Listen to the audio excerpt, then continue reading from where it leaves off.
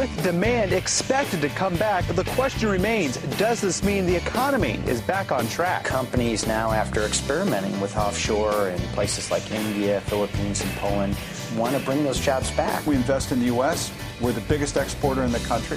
In the cycle, and right now we're creating jobs.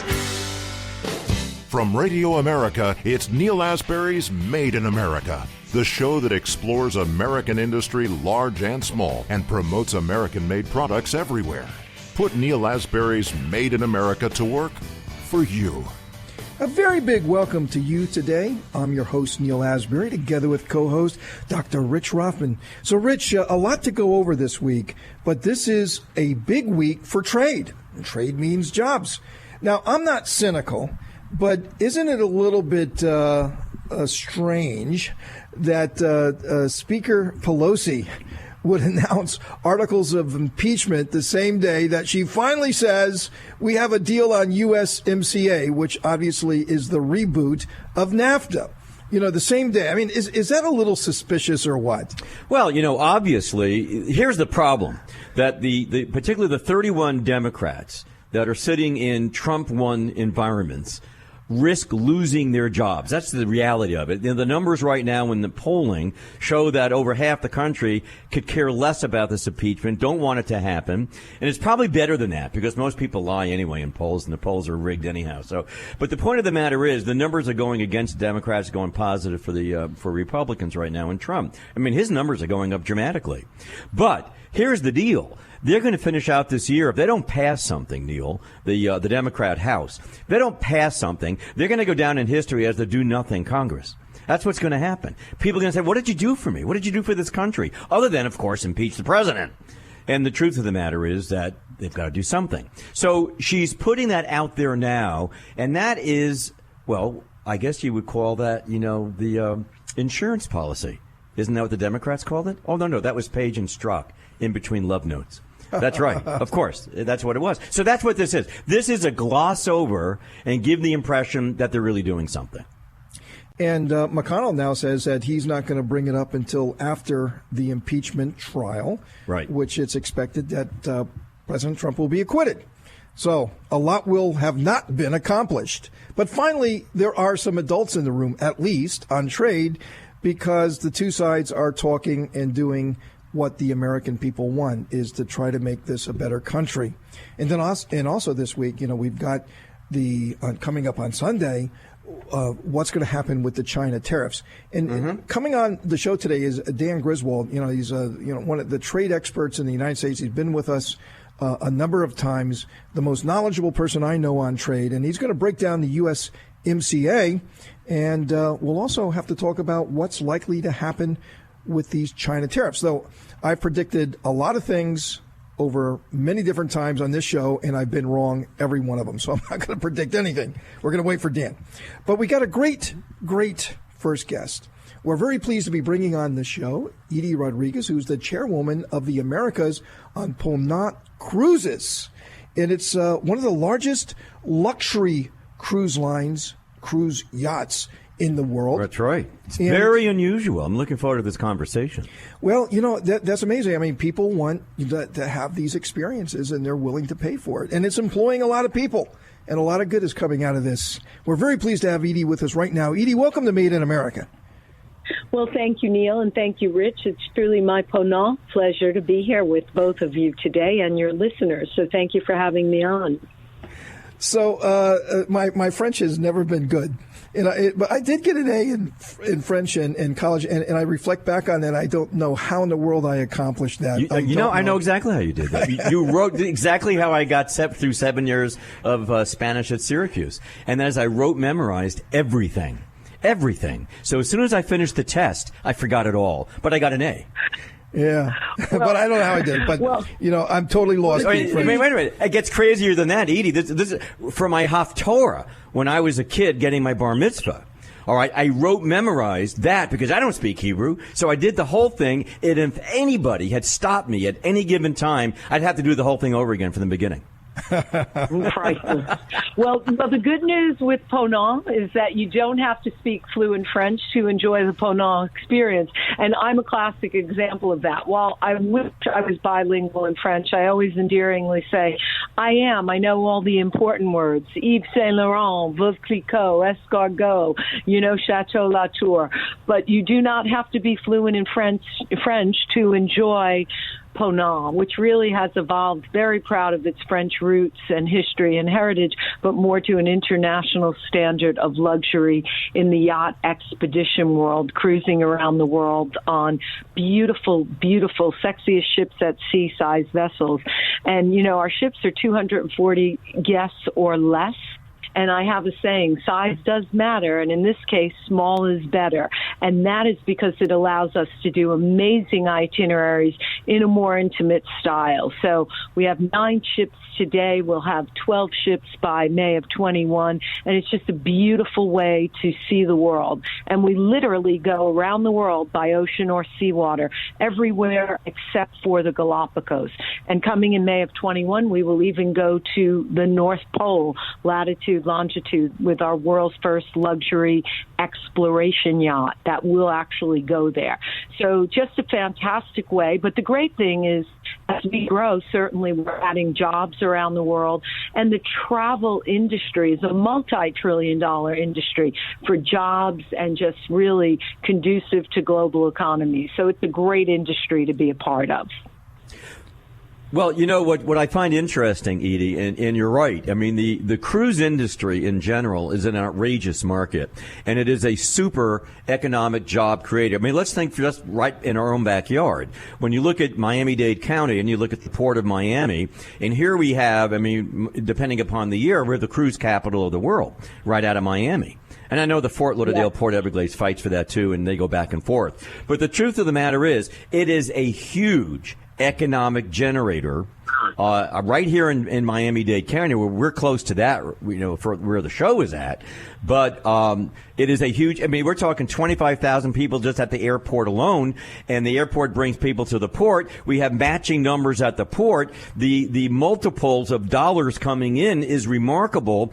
And as it relates to the cruise industry, Edie, you have a ton of vendors, no matter what port of call you go to, in the United States and all around the world, except maybe in the North Pole, because I don't think the polar bears work for you. Not yet, but there's a shot. You know what I mean? Yeah. If you bring Coca-Cola, they'll work for you, because evidently I saw that. It could happen. I saw that on TV. They were drinking Coke and singing and dancing. So maybe that'll happen on one of your cruises. But the truth of the matter is, the economic turnaround in the communities that you actually operate in and out of benefit because you're a cruise line. Yes, correct? Correct, on so many levels. So you make valid points across the board. If you take into account in this calendar year of 2019, there were about 27 million guests that will cruise by the end of the year in total, and that's projected to grow to 30 million in 2020. There's about 335 plus ships sailing around the world, a couple of new cruise line entrants starting in the next year or two. So we're all very bullish on the cruise economy. But I would also say, to your point, yes, there are lots of vendors that benefit, but the local communities benefit. I was just in Antigua on over the weekend speaking at a conference, and when you look at a lot of these Caribbean islands, they rely on these cruise tourists to come in and contribute to their economy on so many levels. And the other thing is that the cruise industry in total, so I'm not just speaking for Ponant now, but I would say in general, painting in broad strokes, the whole global cruise community is very bullish on giving back. They all have their different charities. We all understand that keeping the sea clean and really contributing to, from an ecological standpoint, from a sustainability standpoint, we all have to do our parts. And so we do that. Each brand does it in the local communities, at sea, on land, but that's why I say it's a multi-trillion-dollar industry when you really look at how many components throughout the world are affected with jobs from the economic impact and on and on and on. So, yeah. Edie, how many people, you said that your yachts, your ships are around 240 feet, which is, a pretty good sizable a ship. Very, very beautiful, very luxurious. How many people work on one of your ships? So I said 240 guests for that class of ship. We have that class of ship. We have 4 vessels with 240 guests. We have four new ships that have 182 guests, 184 guests, and we'll be getting 2 more of those. But typically, varying on which cruise line, it's either a 1-to-1 ratio. So if you look at a brand like us with, let's say, a vessel of 240 guests, it could be 120 crew up to 200 crew, depending.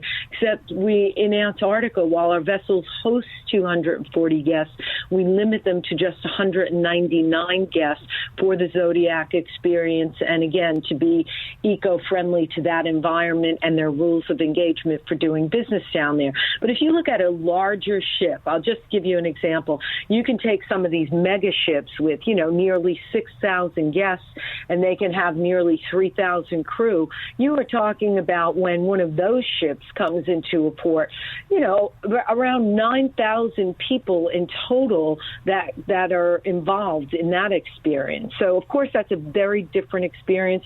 And the cruise world, just like the hotel world, has a category of market segmentation, just as the hotel world goes from everything from, let's say, on the low end, a Holiday Inn or a Hilton type brand, right up through the ranks with a Westin and up to a Ritz-Carlton and a Four Seasons. The cruise industry is no different, and I always say we have one chance to make a great first impression for a traveler that has never cruised before. And to that end, it's really important that they are matched with the right marketing sector that they like to do. So, a wealthy couple may want to go on a land-based experience and stay at a Four Seasons. They need to then be matched up with the right luxury cruise experience. If they're used to staying at, a Westin hotel, they might, and going with children, they may want, a family type mass market experience. So all those factors are important, and that's why it's really important they reach out to a travel advisor who can really navigate the waters, excuse the pun, to match them up for what is needed for that individual vacation trip that they are looking for and with whom they're choosing to travel on that trip. Hey, Edie, thanks for that. And the time has gone by so quickly. Unfortunately, we're out of time, but we really, really love that you came on the show and told us about Ponant Cruises and all the good that your company does in creating jobs. That's very, very special. Edie Rodriguez, the chairwoman for the Americas of Ponant Cruises. Thanks, Edie, for being on the show. Thank you, guys, and happy holidays to you and your listeners. Thank you. Thank you. Coming up, Dr. Rothman and I still have a lot more to discuss. Made in America.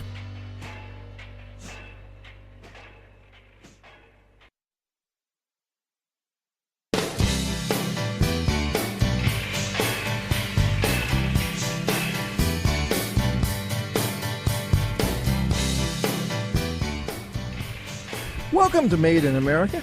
I'm your host, Neal Asbury, together with co-host Dr. Rich Rothman. So, Rich, let's check in with the Democrat primary and all the campaigning that's going on and what is going to be a very, very interesting start of the year, starting with Iowa, then New Hampshire, and South Carolina, and Nevada, then Super Tuesday. A lot going on there. But there's such a divergent sort of view and a worldview of what's happening on the Democrat primary stage, right? So one thing that I've seen lately, and I'd like to get your points and comments on it, is Elizabeth Warren is dropping. I mean, she's dropping like crazy right now. She's becoming less relevant. She's becoming less relevant. And I thought, for a while there, she had this sort of unstoppable momentum. I mean, I got a plan for that. I got a plan for that. I got a plan for that, too. But then when people started to say, well, how are you going to pay for it? How are you going to pay for it? How are you going to pay for that, too? She didn't have the the answers, right? It was like, hey, we'll find the money. We'll find the money. Yes, taxes are going to go up, but not on the middle class. All the rich people are going to pay for it. And, it's just not holding water, And so I think it's amazing to see people backing off from her. But the other thing that, and let's not say that the progressives are losing their hold. In fact, it's Bernie Sanders now. The guy who had a heart attack. He's like, getting stents, and he's really showing his age. He's not wearing very well right now. He's in the middle of this campaign, and he looked very tired. He looked very tired when he came back, but yet, he seems to have that momentum going on the progressive side. So, where I was ruling Bernie out, Bernie's now really back in the game. Elizabeth is going down, and now it looks on the other side. I don't know if you could say it's a centrist side, but at least the other side, you have Biden and Bloomberg now, right? Now Bloomberg's on the rise. I don't say how he could ever win because, he's just not a unifying figure. He's certainly not a Democrat unifying figure, but it's very fascinating to see this sort of yin and yang on the Democrat side between the very progressive left-wing crazies, the socialists, and the centrists, still trying to hold on, but just barely holding on. Very fascinating, but it has a major, major impact on our jobs. Well, the problem with Warren is that, you're right, for many months, she was being challenged. And how are you going to pay for this? Tell me, are you going to raise taxes? Are you going to raise taxes specifically on the middle class? You're right. She dodged it. She looked the other way. She talked about something else. She wouldn't do it. This week, Wharton School up in Pennsylvania, where the president just was this week, came out with a study and said she's so wrong. She's off by trillions of dollars. No matter what her deal is to tax the rich and tax the rich and tax corporations and everything you can to tax, it's not going to work. Because the numbers don't add up, dramatically don't, and not just by a few dollars. And well, in this case, with the Democrats, a few dollars is like, billions. It's trillions that it's off. So there's a big problem with that. And part of it, to be perfectly honest with you, there is such, look at the message that the Democrat candidates are giving to America. It's such a negative message. It's not a feel-good message. Do you hear any of that? Does anyone feel, listening to the show, does anybody feel good listening to the Democrats lecture on horrible things done? It's terrible, and no one has health insurance, and we got to do this, and we have to have the illegals in the country, and we don't like what's happening with the middle class, and we don't like what's happening in the unions. I have never seen such negativity in my life. Compare that to a rally, watching any other week when the president's on, with Trump in front of, 15, 20, 25, 30,000, sometimes 40,000 people. It's an uplifting experience. So Warren, who, by the way, with all her arms lifting and stuff, she could actually be a conductor for the Boston Pops while she's up there.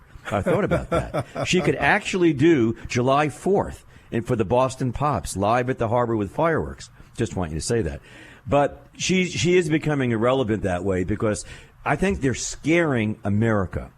Along with the impeachment, they're scaring America. Her numbers will go down because the truth is everybody is going to pay money. You're going to lose your health plan, could lose your doctor. Oh, wait a minute. I know what that was Obamacare.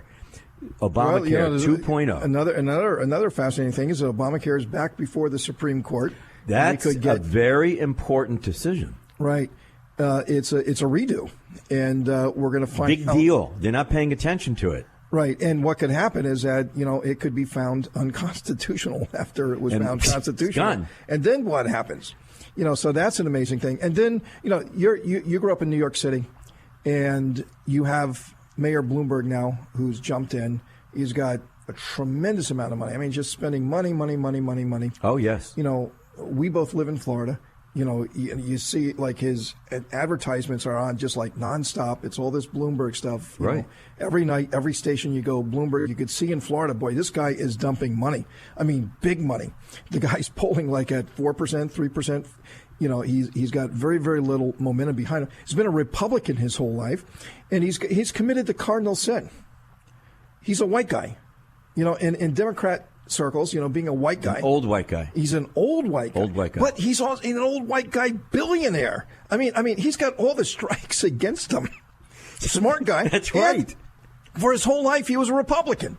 I mean, how many more strikes can you have against you? And he was the guy who did all the stop and frisk, in New York that a lot of the African American and the Latino communities, that was anathema to them. I don't know, man. He must know something. He's putting in lots of money. He must know something that we don't know. Well, also, you're never going to elect a guy who says you can't drink Coke. The big gulp. That's right. Hey, look, we're going to talk about trade. Trade is so important. Trade means jobs. And we have America's trade expert, Dan Griswold, with the Mercatus Center at George Mason University. He's going to be joining us just in a second. You don't want to miss it. Made in America.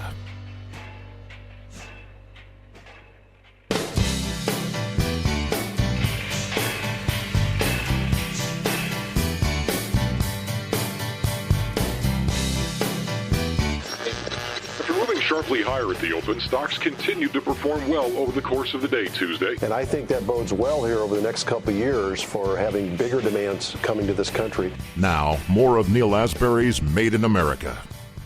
Very big welcome to you today. We're glad you're with us.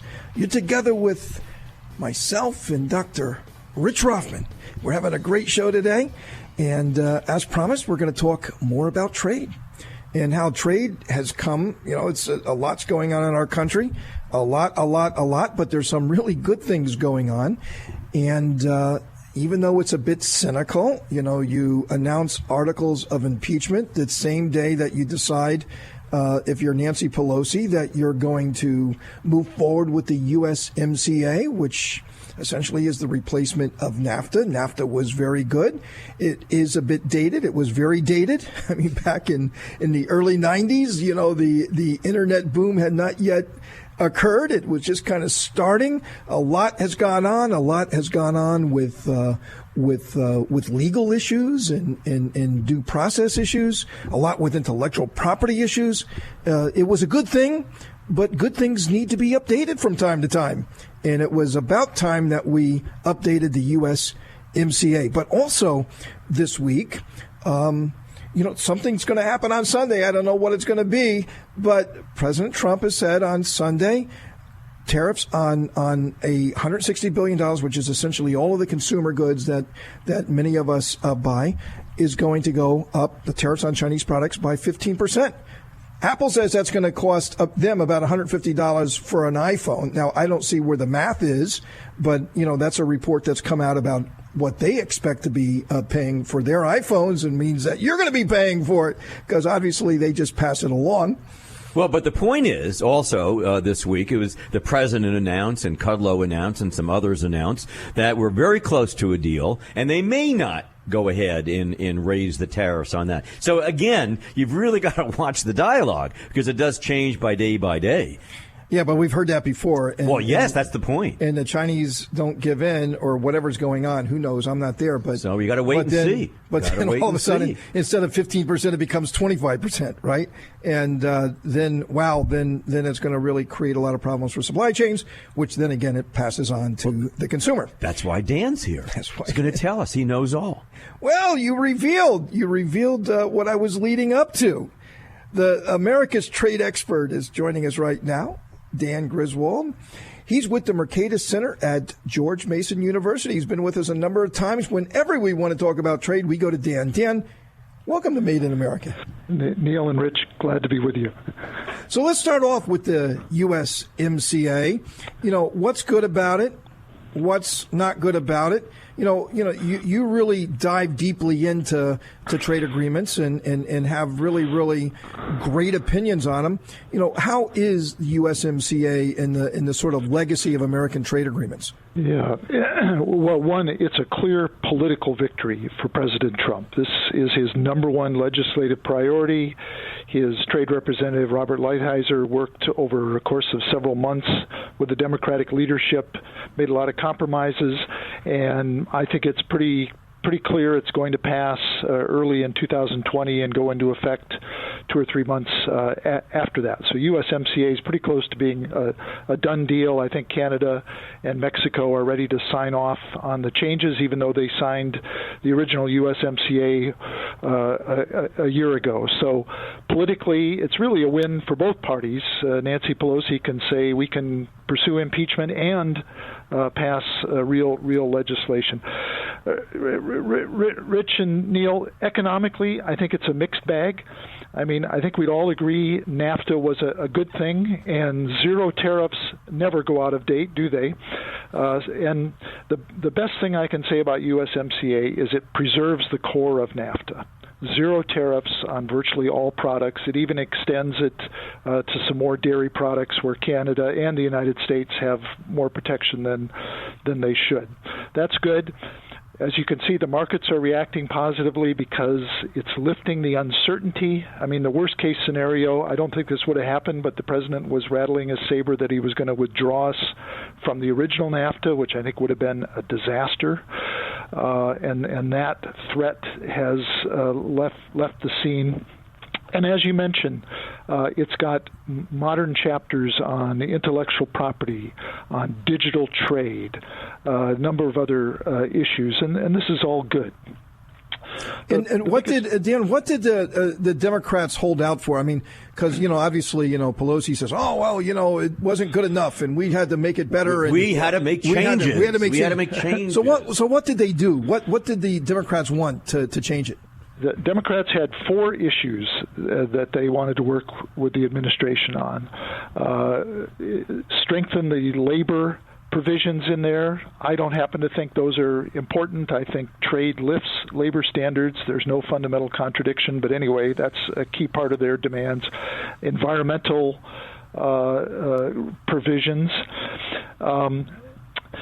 Pharmaceutical patents, in particular something called biologics, which have to do with living organisms used to treat diseases. The Democrats want lower patent periods. Republicans tend to favor, along with the pharmaceutical industry, longer patents. So it was over.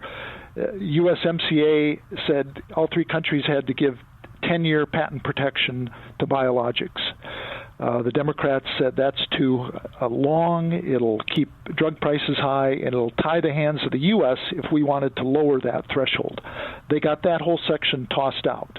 So that was a real demand, and I don't have a strong feeling one way or the other. It really doesn't have to do with trade liberalization. It has to do with enforcing pharmaceutical patents. That's out. They got that removed. And then finally, guys, enforcement, overall enforcement. And this is a bit of a sleeper that's still being worked out. The U.S. labor unions were insisting that the U.S. have the right to go into individual Mexican facilities and inspect them.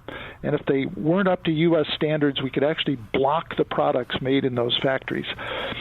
The compromise has language that's a little ambiguous. The Mexicans say that would violate their sovereignty. We're not going to have those inspections. Democrats and Labor are saying we got what we wanted. So those were the compromises. And frankly, whatever anybody says, I think the Democrats got most of what they wanted. Well, that's what happens in bipartisanship. I wish we'd apply that to other parts of our government. Hey, Dan, we got to take a quick break. We're on with Dan Griswold with the Mercatus Center at George Mason University. Still a lot to talk about on trade, a very big week in trade. Stick with us. Made in America.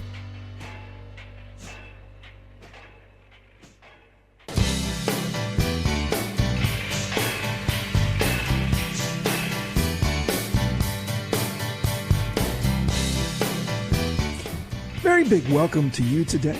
I'm Neal Asbury, together with co-host Dr. Rich Rothman, and we are together with Dan Griswold with the Mercatus Center at George Mason University. A lot to talk about trade. I want to go to China, but Rich, I know you wanted to get on the USMCA. Yeah, I just had a couple of questions as it relates to some of the demands that were made from the union perspective, the labor perspective. I was under the impression that the original negotiations for USMCA did include a provision that a certain percent of the content produced for the cars coming into the U.S. have to be made by workers earning an average average, I guess, of $16 or so an hour. I thought that was there from the start. Was that not there, and then the Democrats added that, or did they just highlight that and reemphasize that? No, Rich, you're right. It was there from the start, and this was a sop to what the United Auto Workers Union, who by the way never endorsed it anyway. It was that to me that's the worst provision of USMCA. That's the provision where USMCA took us backwards and retreated from the free trade standards set by NAFTA. It's basically makes the auto provisions less free trade oriented. The U.S. International Trade Commission did a study of USMCA earlier this year, and they determined that those provisions were a restriction on trade. They're going to lead to higher prices, particularly for smaller, fuel-efficient cars for American families. It's going to be somewhat less, fewer cars sold in the United States, fewer exports. So that was the weakest part, but that was in the original part. That wasn't part of the negotiations with the Democrats. So if, in fact, we're saying that they have to earn X number of dollars an hour for the components to be used in cars coming here, and yet the Mexicans complain that there's a sovereignty issue when we tell them that we want to come in and we need to be able to see what the facilities look like and make sure it meets certain standards. I'm just curious. I mean, I don't know if you want to discuss it, but why is this not a sovereignty issue where we're telling the Mexican government that these people have to earn X number of dollars or they can't come in? Well, because it doesn't quite work out that way. The Mexican auto workers typically get paid about $4 an hour, which sounds low to us, but it's actually a very good wage in Mexico. And so it won't mean that wages will go up in Mexico. It just means basically no Mexicans need apply to make those parts. They'll either be made in the United States or will import them from other countries and just pay the 2.5% duty. So, yeah, I guess it's just shifting the business away from Mexico and sending it to China. Isn't that ironic? So, hey, that's a great. That's right. That's parts from China. That's a great segue. That's a great segue. So, Sunday, there's a line in the sand that tariffs are going up on about $160 billion of Chinese imports, a lot of consumer goods, a lot of things that have not been tariffed up until now that really hit at the American consumer, the American pocketbook. Right across, the demographics of this country, a very, very big deal. You read some things that President Trump says, hey, look, we're not going to do a deal until after the election. They're not going to be serious. We're going to do a deal. And then you read other reports saying that the U.S. is ready to roll back tariffs, forgo the tariffs of December 15th, which is going to be this Sunday, and then even roll back tariffs, from the very beginning, 50% of what they currently are, and to roll them back. So, that's two very big divergent ideas and opinions, and I read both of them today. I mean, this is like today you're seeing both stories, and it's only, what is it? It's like 72 hours away until we find out what's going to happen. Yes, I think there has been a shift in the administration. The president had a tweet today where he's been saying all along that the Chinese really want a deal. But today, if you noticed, he said, and we do too, meaning his administration. He's been getting advice from Larry Kudlow and others that the trade war with China really is hurting the U.S. economy. It's hurting it directly.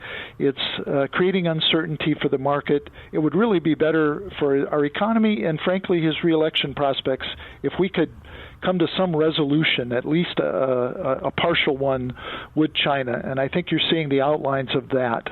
So basically they're talking about the U.S. would cancel or at least postpone the December 15th increase in another $160 billion of imports facing tariffs. We'd go back, the government would go back and actually cut in half the duties on the remaining $360 billion or so of imports. In return, the Chinese would promise to buy more U.S. agricultural products and engage in some reforms of their intellectual property regime. Hey, Dan, I got to ask you a question right at that point. The ag products there was a question about that because we've been discussing this for months now. There was a question over what period of time do they have to buy X number of $1 billion of ag products? Will we be able to control that, or are the Chinese going to control that? That's a good question, and you talk about irony. Isn't it odd that the Chinese are telling us, no, we want the market to determine and prices to determine how much we buy, and the U.S. government is saying, no, we want you to commit through your central government that you're going to buy so many billions. I think the best answer is to go back to where we were before this all started and get tariff levels back to where they were so that private business, private buyers and sellers can get together and trade. So, under President Obama, the Chinese were buying about 3 times as much U.S. farm products as they're buying now. They're buying $25 to $30 billion a year under President Obama at its peak. We're under $10 billion a year now with this trade war. So clearly some kind of restoration of China as a major market for U.S. agricultural products has to be part of the deal. Hey, Dan, it's a great place to end our discussion. I mean, we could have kept on going on. I would want to talk about the TPP, the Trans-Pacific Partnership. I mean, let's try to get together here real soon because there's things going on in Europe, there's things going on in Southeast Asia. Losing our market in Southeast Asia because China's cutting trade agreements and whatnot. We had the Brexit vote. The Brexit vote. Wow. So there's so much to go on. So let's stay in touch and get you back on real soon. Dan Griswold. With the Mercatus Center at George Mason University, and the most knowledgeable person I know on America's trade agreements and what we should be doing with trade and how we plug into the world. Very, very important for our jobs. Dan, thanks for being on the show. Rich and Neal, always a pleasure. Thanks. Coming up, Dr. Rothman and I have some final thoughts for the day. Made in America.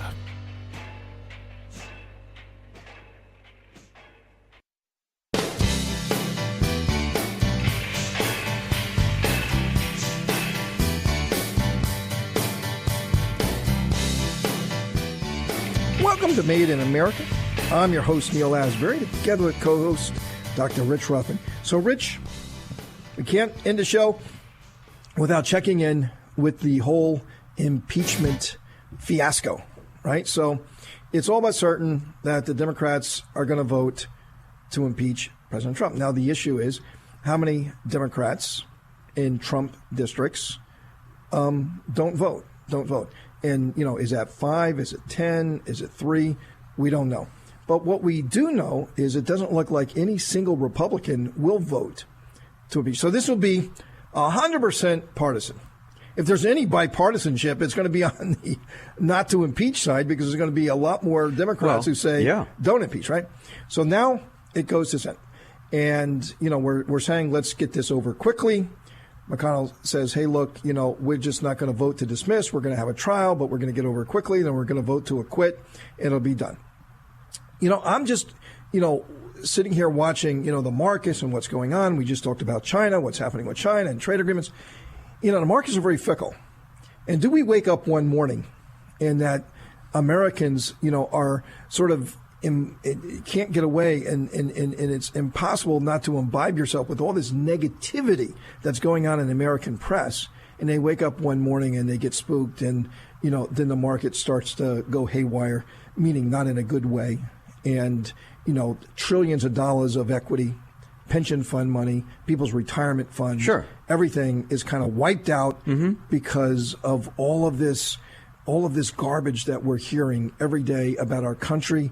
And people start saying, boy, I'm getting scared, I'm getting nervous. Right now that hasn't happened, but it could happen. And, that's why it's this impeachment thing. We're not out of the woods. We got to get it over with, and we got to do it quick. So I think that Republicans are saying, let's get this over with, let's get it over quick, and let's move on. I think they're right. You're in their camp. I'm in their camp. But, what McConnell's saying is, hey, look, if we vote to dismiss, it's gone. It's dismissed, but we haven't acquitted. Acquitted means that we looked at it and there's no crime and you guys goodbye and good luck. Good luck, right? I mean, it's like going to any trial and either you're found guilty or found innocent. So usually works that way. When you're acquitted, it means you're found innocent. So it means that whatever this super hyper partisanship that we've just experienced in the House, the Senate has got together. The more reflective, the more noble, the more steady, and the more thoughtful part of our Congress has got together and said, we've looked at this. You're a bunch of crazies, and you're like a bunch of high school kids running around and shouting and yelling at each other, and we've kind of reflected on this. There's nothing to it. The president's acquitted. I mean, that's essentially what's going to happen, and we all know it. So can we get to that point before the markets potentially implode? Well, if you're Mitch McConnell, the answer is going to be yes. He wants to do this as quickly as possible and get it over. There are two thoughts, and there's a big debate out there this week. A lot of Republicans are saying, look, we need to expose the people for what they did so it doesn't happen again. Well, maybe Jeff, Bull Dunham's going to do that. Durham out of Connecticut, working for AG Barr. Maybe he'll do that. Maybe we're going to finally get all those guys and women out there who did all these nefarious, horrible things in a coup to take down the president. Maybe they'll come to under that investigation. Then there's the other side that's saying, look. You're talking about the investigation that's still ongoing. That's still ongoing, and we won't have the answers for months. And it's the criminal investigation, which he's already said that there will be criminal indictments handed down. So maybe what Mitch McConnell is thinking, look, they're going to handle that on that side. That's a criminal investigation. That will go the way it should go. In the meantime, we want to stop this and start them off at the pass. We want to stop this environment. We're going to acquit, get it out, be done, and move on. Maybe that's the answer. What you're saying is that's probably a healthier thing to do. I'm saying it's a healthier thing to do simply because, the longer it goes on, the more chance there is for the markets to get spooked. Exactly. And millions of our citizens to get hurt. Well, what else it is? Collateral damage. Neil, it's also the opportunity for the Democrats to come up with more ideas to come back and go against the president. The more, it's sort of like a business deal. The minute you cut the deal, you've been told when you're young, listen, when you cut the deal, son, shut up. Don't say another word. Take the deal, take the contract, and walk out. So maybe what we're saying is that, find him, he's acquitted of everything. It's over. Deal done. We're moving on. And it ends it. Yeah. You want criminal? Let the AG do it. Yeah, wouldn't it be funny? I mean, the Democrats are going to say, hey, look, he's only the third president to be impeached, but he'll be the first president to be impeached and reelected. So that will be an amazing accomplishment. By a landslide. Yeah. Amazing. God. So, Rich, we're out of time. I know. It went by so quickly. I always love being with you and hearing all of your very insightful analysis on what's going on in our country and around the world. But unfortunately, we're out of time. But we're going to be back again next week for another adventure of Made in America, where we never stop fighting for your jobs.